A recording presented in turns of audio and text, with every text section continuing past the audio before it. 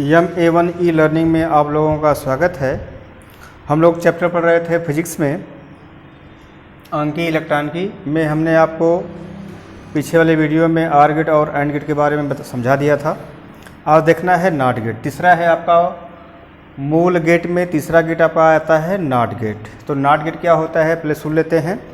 Not gate में हमेशा आपका केवल एक इनपुट होगा तथा एक आउटपुट प्राप्त होता है, जिसे बोलते हैं हम लोग नॉट गेट।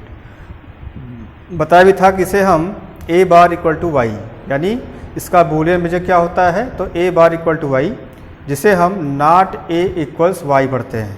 ठीक है, तो ये जान लेते हैं पहले कि नॉट गेट किसे कहा जाता है। तो हमने आपको बता दिया कि नॉट गेट में केवल एक इनपुट तथा एक आउटपुट प्राप्त होता है, जिसे बोलते हैं नॉट गेट। इसका बूलियन मेजर क्या बता दिया, ए बार इक्वल टू वाई। तो इसको लिख लेते हैं भाई, लिखिएगा। नॉट गेट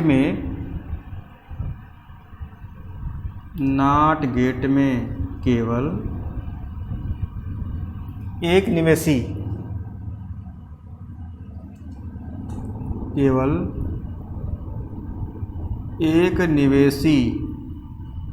निवेशी क्या बोलेंगे आप, इनपुट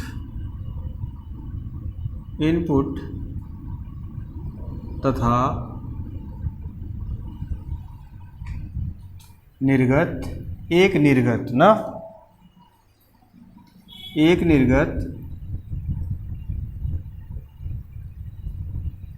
को क्या पढ़ेंगे आप, आउटपुट। एक निर्गत प्राप्त होता है। ठीक है, जिसका बूलियन व्यंजक यदि निवेशी ए तथा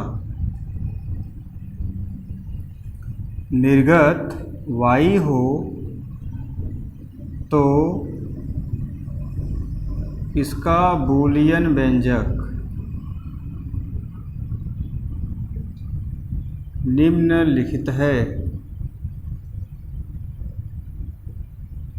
क्या पढ़ेंगे तब, ए बार इक्वल टू वाई, जिसे क्या पढ़ते हैं हम लोग, नॉट ए इक्वल्स वाई पढ़ा जाता है। ठीक है, तो क्या पढ़ेंगे इसे हम, जिसे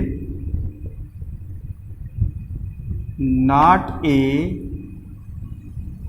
इक्वल्स वाई पढ़ा जाता है। अब नंबर क्या जाएगा, प्रतीक का। हेडिंग बनाइएगा,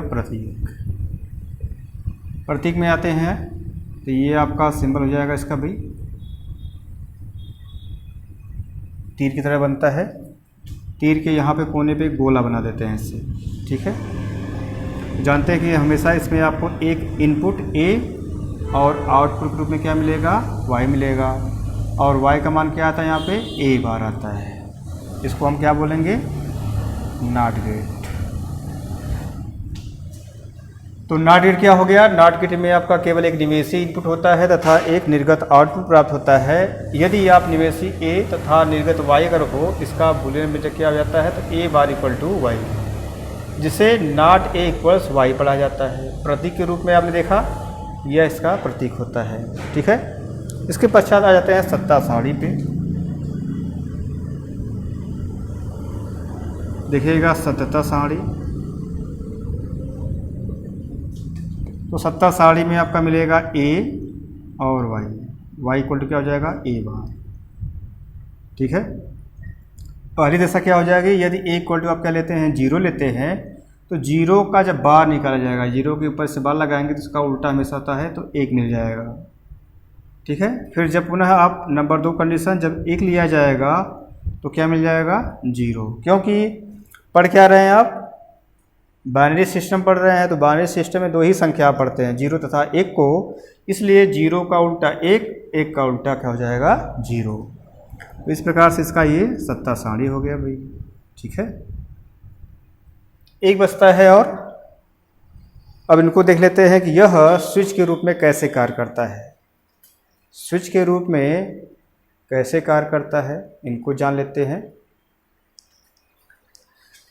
देख लीजिएगा, यह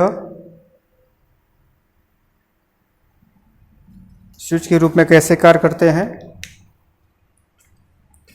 तो ये लिख लिया होगा। हेडिंग बनाइएगा अगला, स्विच के रूप में।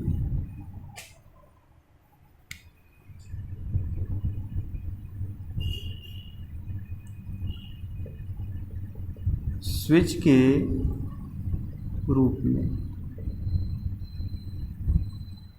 जब स्विच के रूप में इससे कैसे जोड़ते हैं देख लेते हैं। थोड़ा सा ये हट के उनसे है।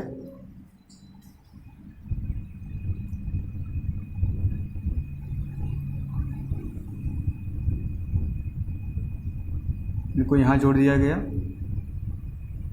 एक यहाँ प्रतिरोध ले लेते हैं, प्रतिरोध आपका R हो जाएगा। इसके पश्चात यहाँ पे हम लगा लेते हैं एक, ये हो जाएगा भाई, बल्ब हो गया, बल्ब भाई ना। यहाँ बना देते हैं स्विच आपका, तो स्विच आपका एक ही लगा होता है, इसमें A y इक्वल टू क्या मिलेगा आपको, A बार।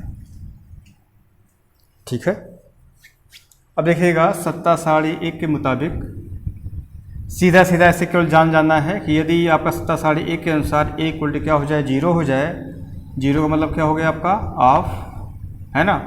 लेकिन A equal to y equal to क्या मिल रहा है, तो 1 मिल रहा है। तब कह सकते हैं कि y इक्वल टू 1, अर्थात क्या होगा, आपका बल्ब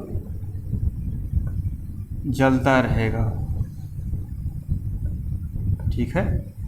नंबर 2 में आइएगा, आप बोलेंगे कि यदि A इक्वल टू क्या है आपका 1 है, 1 का मतलब क्या रहे, ऑन कर दें आप। यदि ऑन कर देंगे तो y इक्वल टू क्या मिलेगा आपको, 0 मिलेगा, अर्थात क्या होगा, आपका बल्ब बुझा रहेगा।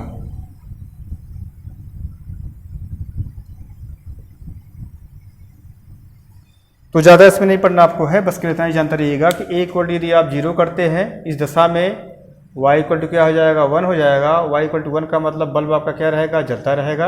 यदि A इक्वल टू यदि आप 1 लेते हैं तो y इक्वल टू क्या हो जाएगा, 0 हो जाएगा, अर्थात आपका बल्ब क्या रहेगा, बुझा रहेगा। इस प्रकार से आपका नॉट गेट भी क्या हो जाता है, कंप्लीट हो जाता है। तो नॉट गेट में हमने आपको बता दिया, एक बार रिवाइज कर लेते हैं।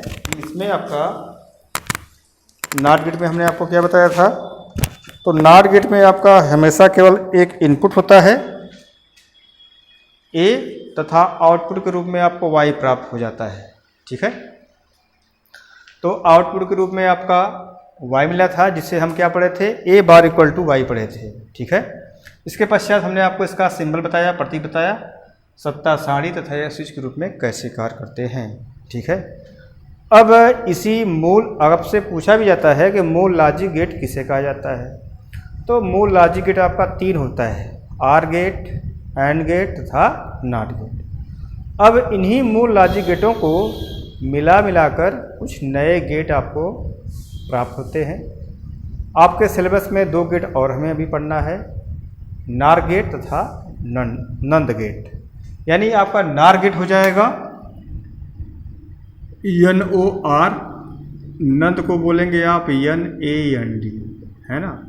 यानी जो आपका मूल लॉजिक गेट 3 है उन्हीं को मिलाकर आपका गेट प्राप्त, नए नए गेट आप प्राप्त कर सकते हैं।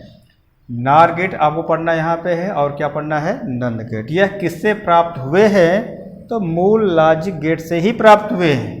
अगर आप देखें तो नार का मतलब क्या हो जाएगा, N का मतलब नॉट गेट, R का मतलब आर गेट। आर गेट हमने आपको पढ़ा दिया है। N का मतलब नॉट गेट, वो भी हमने आपको पढ़ा दिया है। नंद गेट की यदि बात करते हैं आप, तो N का मतलब क्या हो जाएगा, तो नॉट गेट, और ये आपका सीधा सीधा एंड गेट लिखा हुआ ही है। इसका मतलब एंड गेट का मतलब ये भी हमने आपको पढ़ा दिया है। यानी अगर आप 2 गेट को मिला देते हैं तो क्या बन जाता है, नंद गेट।